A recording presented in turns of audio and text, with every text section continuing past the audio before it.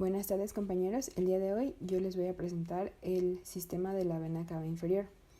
Y bueno, esta vena se conoce como vena cava inferior o cava ascendente y pues su función es sencillamente recolectar toda la sangre venosa infradiafragmática. Y bueno, esto significa que es toda la sangre venosa del cuerpo que está en la parte de abajo del diafragma. Y bueno, esta vena se va a originar por la unión de dos venas, la ilíaca común derecha y la ilíaca común izquierda. Y pues a su vez estas dos venas están formadas por la ilíaca interna y la ilíaca externa, la izquierda y la derecha respectivamente. Dado que el recorrido venoso va de la parte inferior a la parte superior, o sea, como de las extremidades al corazón, es de esta manera de la que las vamos a ir explicando.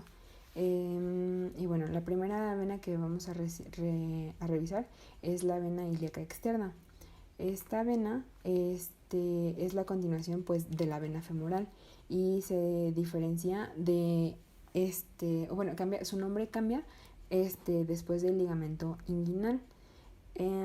Esta va medial a la arteria ilíaca externa, pero conforme va subiendo o va ascendiendo, va a terminar en la parte posterior de esta, o sea, va a ir de medial hacia la parte posterior y las dos, la arteria ilíaca externa y la vena ilíaca externa, van a estar pues dentro de una vaina fibrosa, que es esta que les estoy marcando aquí. Y bueno, esta vena la va a cruzar medialmente, así como les estoy marcando en esta parte, ya sea el conducto deferente en los hombres o el ligamento redondo en las mujeres.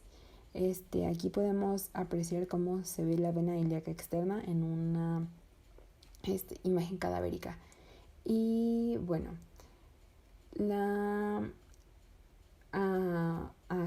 alrededor de esta vena vamos a encontrar nódulos linfáticos. Y estos nódulos, conforme van haciéndose más posteriores, los que son más posteriores, van a también los vamos a poder encontrar en la unión de las dos venas ilíacas, como en la parte de aquí, no nada más alrededor de él. Y bueno, esta vena va a tener dos ramas colaterales, lo que significa que la arteria ilíaca externa va a recibir sangre de dos ramos, de las venas epigástricas inferior y la circunfleja ilíaca profunda. Estas venas van a ser venas satélite, lo que significa que van a correr junto con su arteria y que va a haber dos venas por cada arteria. Y estas pues se van a anastomosar en su parte más terminal y van a, respectivamente, y la vena circunfleja ilíaca profunda van a cruzar la arteria ilíaca externa y pasar anterior a ella para luego llegar hasta la vena ilíaca externa. Y bueno, las venas ilíacas externas van a encargarse de drenar la pared abdominal anterior e inferior, el músculo cremaster en los varones, los genitales externos y los miembros inferiores. La siguiente vena que vamos a revisar va a ser la vena ilíaca interna, también conocida como vena hipogástrica. Esta es una vena corta y es a donde van a llegar las venas satélites. Esta va a ir, su posición va a depender del lado en el que se esté revisando. La vena ilíaca interna derecha va a correr de manera lateral a la arteria ilíaca interna y por su parte la arteria ilíaca interna izquierda va a estar en la parte más posterior a la arteria ilíaca externa. Y bueno, en el lado derecho vamos a poder observar que la unión de las venas ilíacas está inferior y anterior a la unión de la arteria ilíaca común, o como se puede ver en esta foto, no se puede alcanzar a apreciar porque la bifurcación va a estar oculta por la porción superior de la arteria ilíaca interna. Las venas ilíacas internas, además de estas relaciones, también van a estar en relación con los uréteres. Y es importante mencionar que estas venas son avalvulares, lo que significa que no tienen válvulas, y se encargan de drenar los músculos de la pared pélvica y de la región glútea, así como las vísceras pélvicas y genitales externos. Y bueno, las ramas de origen de esta vena se van a dividir en viscerales y en parietales. Las ramas viscerales en el hombre van a ser las venas vesicales y las venas rectales medias. Mientras que en la mujer, aparte de estas que acabo de mencionar, también vamos a encontrar las venas uterinas y las venas vaginales. Estas se van a anastomosar y van a formar plexos. En el hombre se van a formar 4 plexos y en la mujer se van a formar 5. El primer plexo que vamos a mencionar es el plexo venoso prostático en hombres y el plexo venoso periuretral en mujeres.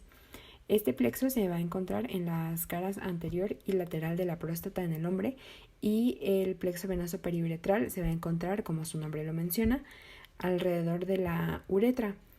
Este plexo va a recibir la vena dorsal profunda del pene o la dorsal profunda del clítoris, las venas retropúbicas, las venas vesicales anteriores y las venas de la próstata, de la uretra prostática y de la uretra membranosa.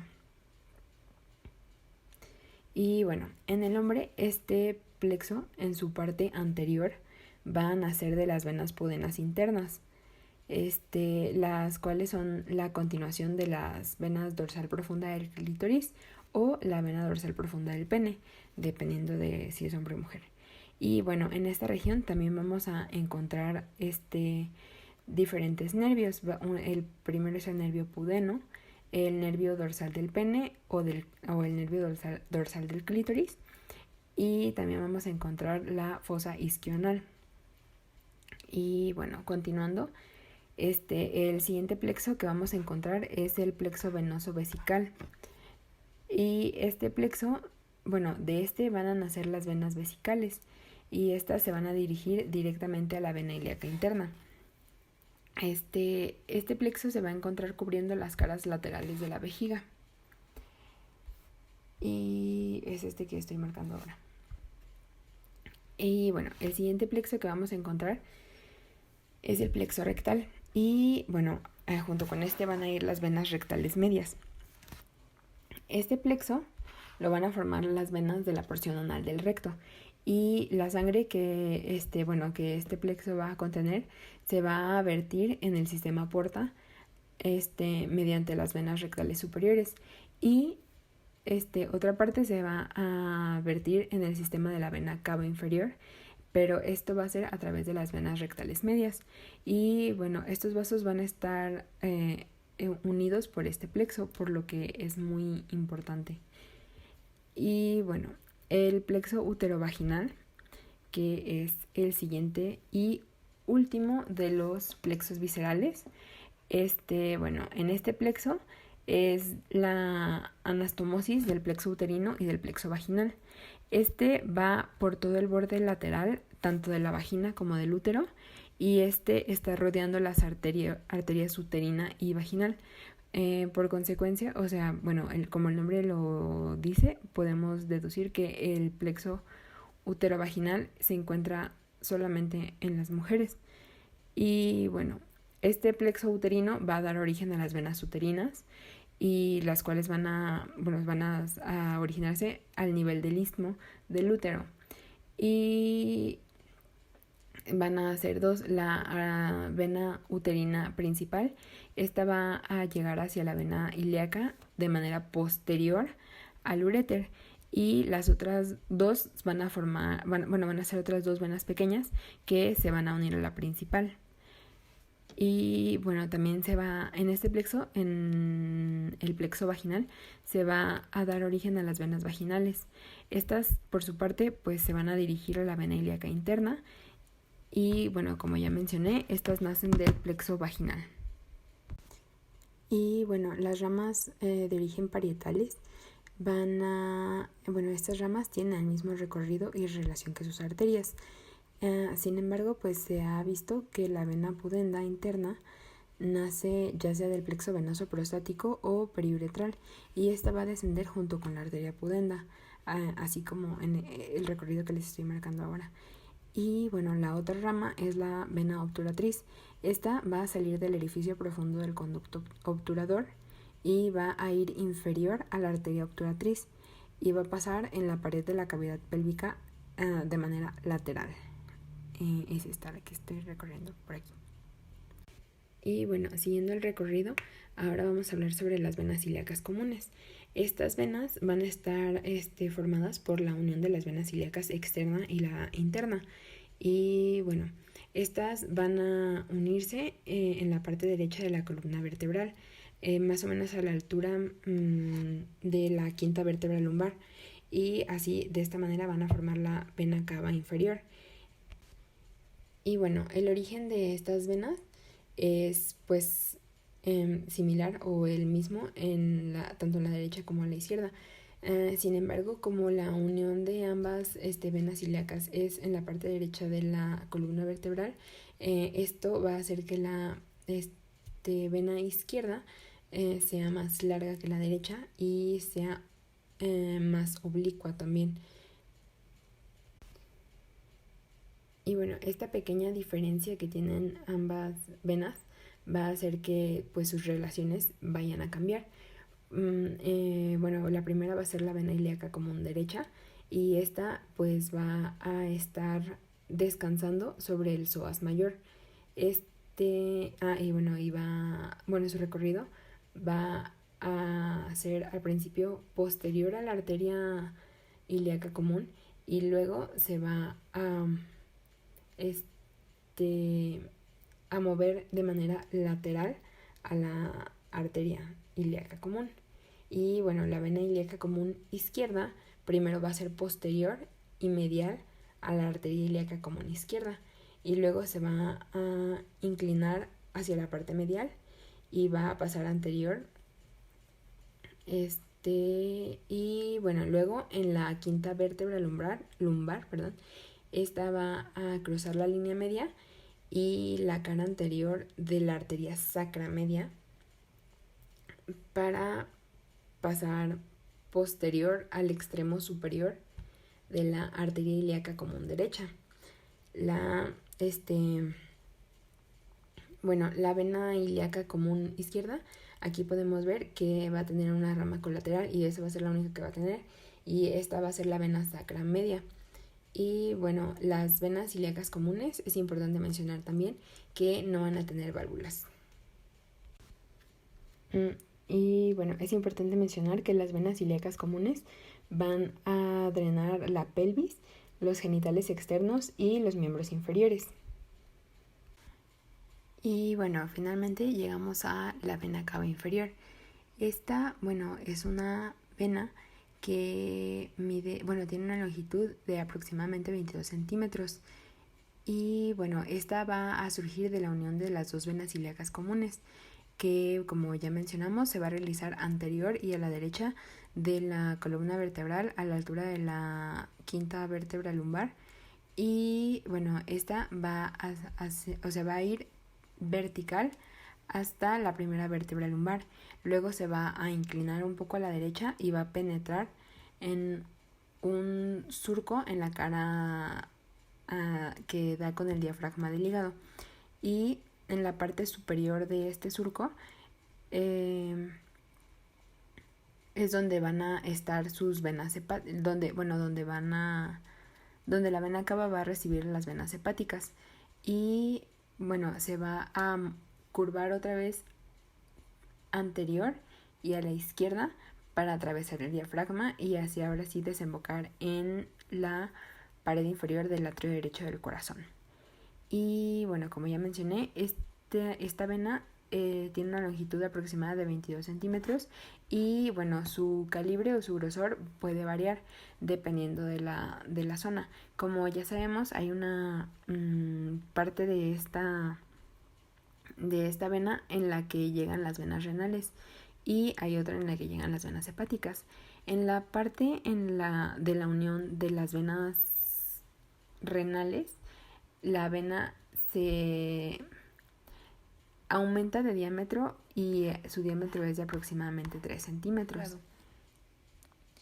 En su parte medial, pues va a ir con la aorta, pero después se van a separar por el pilar derecho del diafragma y también el lóbulo caudado del hígado. Y en su parte lateral, esta vena limita con el colon ascendente, el uréter, el riñón derecho, la glándula suprarrenal y con el lóbulo derecho del hígado. Bueno, esta vena en su parte, en el diafragma va a tener una unión muy estrecha con el orificio tendinoso que atraviesa, y al atravesar el diafragma en el tórax va a tener un trayecto muy pequeño, ya que pues este trayecto va desde el diafragma hasta la cara inferior del pericardio, y el pericardio fibroso va a rodear esta vena en una pequeña porción. Y bueno, algo que es importante mencionar es que esta vena no tiene más que una sola válvula, que es la válvula de la vena cava inferior. Y bueno, las ramas colaterales de la vena cava van a ser las que provienen de las venas lumbares, de las venas renales, de la vena suprarrenal derecha, la testicular o la ovárica derecha, y las venas hepáticas y las frénicas inferiores. Y bueno, las primeras que vamos a mencionar son las venas lumbares. Estas venas pues son satélites de las arterias lumbares, y bueno, en general pues también de estas hay una vena y una arteria que van juntas.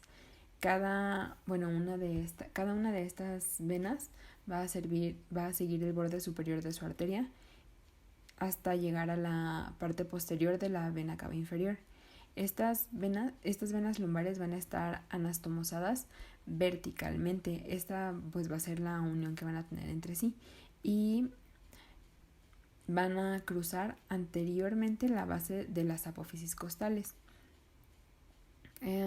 Estas anastomosis que ya mencioné, que son las que unen las venas lumbares de manera vertical, son las que van a dar lugar a la vena lumbar ascendente. Esta vena lumbar ascendente va a ir por toda la columna lumbar, y va a estar entre los espacios que se encuentran entre el psoas mayor, en la parte en la que se inserta en los cuerpos vertebrales. Y bueno, este intersticio o este espacio también es por donde se va a dar origen al plexo lumbar, así como para mencionarlo. Y bueno, la vena lumbar ascendente va a pasar de manera anterior en la cuarta y quinta vértebra lumbar, y va a pasar posterior a la primera y a la segunda vértebra lumbar, y pues el trayecto que sigue en la tercera vértebra lumbar puede ser tanto anterior como posterior, dependiendo de la persona. Y bueno, cuando esta vértebra lumbar ascendente se une con la vena subcostal, esta unión va a dar origen a la raíz lateral de la vena ácigos en la parte derecha, y en la parte izquierda va a dar origen a la vena hemiácigos. Los siguientes ramos colaterales van a ser las venas renales. Estas van a ser 3 o 4 ramos venosos que, como su nombre lo dice, van a provenir del riñón. Estos se van a unir a la altura del ilio a la vena renal. Y bueno, estas venas renales van mediales y superiores, y van a pasar anteriores a la arteria renal, y bueno, dependiendo de su lado es en el lado en el que van a terminar, ya sea la vena renal izquierda o la vena renal derecha. Van a terminar en la parte pues derecha o izquierda de la vena cava inferior. Y bueno, como ya hemos mencionado anteriormente, debido a que la vena cava se encuentra más hacia la derecha de la columna vertebral, esto también va a ocasionar que la vena renal izquierda sea más larga.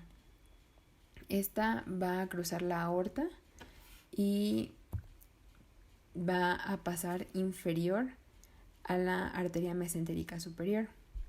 Y bueno, las venas renales, estas van a recibir a la vena suprarrenal inferior, que pues como su nombre lo dice, viene de la glándula suprarrenal, las venas capsulares y la rama uretérica.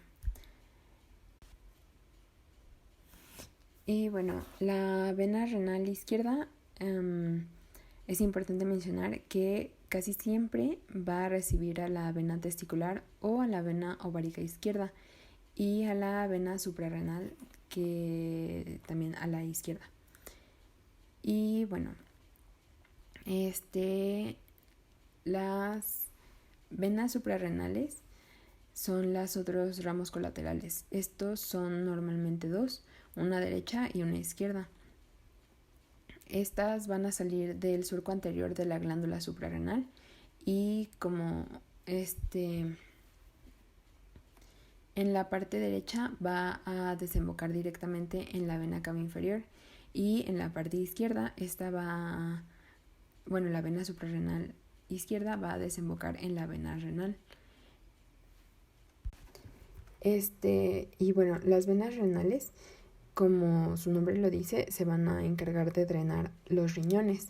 Las venas suprarrenales pues se van a encargar de drenar las glándulas suprarrenales, mientras que las venas lumbares, se me había pasado a mencionar, van a drenar la pared muscular abdominal posterior, las vértebras lumbares, la médula espinal y los nervios espinales que están en el interior del conducto raquídeo, y también van a drenar las meninges. Otros ramos colaterales de la vena cava inferior son las venas testiculares u ováricas, dependiendo pues de si es un hombre o es una mujer. Las venas testiculares pues van a venir del testículo y del epidídimo. Estas van a ascender en el escroto anteriormente o alrededor de la arteria testicular y por la parte anterior del conducto deferente, y van a formar el plexo pampiniforme. Este plexo pues son más o menos de 10 a 15 vénulas y pues están anastomosadas. Y bueno, las venas que provienen de la cola del epidídimo, estas se van a unir en 2 o en 3 troncos que van a estar posteriores a la arteria testicular y posteriores también al conducto deferente. Estas venas de la cola del epidídimo van a dar origen al plexo venoso posterior del cordón espermático o venas cremastéricas. Todas estas, es importante señalar que todas estas venas se van a anastomosar unas con otras. Y bueno, cuando estas venas lleguen al anillo inguinal profundo, las venas del plexo posterior van a convertirse van a terminar en las venas epigástricas inferiores. Y las siguientes, como ya había mencionado, pues van a ser las venas ováricas. Estas venas ováricas se originan en el mismo territorio que se originan las arterias ováricas y una pequeña parte de las arterias uterinas. Las ramas que dan origen a estas venas van a estar anastomosadas en un plexo venoso pampiniforme también, y este plexo va a ir también ascendiendo junto con su arteria hasta llegar en la parte derecha en la vena cava inferior y a la izquierda en la vena renal, como ya habíamos mencionado antes. Y bueno, estas venas, la vena ovárica y la vena testicular, van a tener una válvula que se llama válvula ostial. Sin embargo, esta se va a encontrar solamente en la parte derecha, ya que no existe en la parte izquierda. Y bueno, para finalizar, los últimos ramos colaterales que van a llegar a la vena cava inferior son las venas hepáticas. Estas pues se originan en el hígado y van a llevar toda la sangre a través de la arteria hepática y de la vena porta. Bueno, la red capilar que tiene el hígado, está formada por vénulas, o bueno, va a dar origen a vénulas. Estas se van a unir y van a formar las venas hepáticas. Estas venas hepáticas se van a dirigir al surco de la vena cava. Y bueno, estas se van a dividir en venas hepáticas y en venas hepáticas menores. Las venas hepáticas van a ser dos, la derecha y la izquierda. La vena hepática derecha va a ser más grande, o bueno, más voluminosa, y esta va a recibir sangre que va a venir del lóbulo derecho del hígado. La vena hepática izquierda va a originarse en el lóbulo izquierdo, en el cuadrado y en el lóbulo caudado. Y bueno, las dos, tanto la izquierda como la derecha, van a desembocar en la vena cava inferior, como ya había mencionado, en la parte inferior, van a estar inferiores al diafragma. Y bueno, las otras venas hepáticas son las venas hepáticas menores. Estas pues van a variar en su número, aproximadamente son 20, y estas van a desembocar inferior a las venas hepáticas. Estas provienen del lóbulo izquierdo, del lóbulo caudado y de la porción del lóbulo derecho que está pues cerca de la vena cava. Y bueno, las venas hepáticas desembocan en la vena cava inferior, en donde van a formar un ángulo agudo.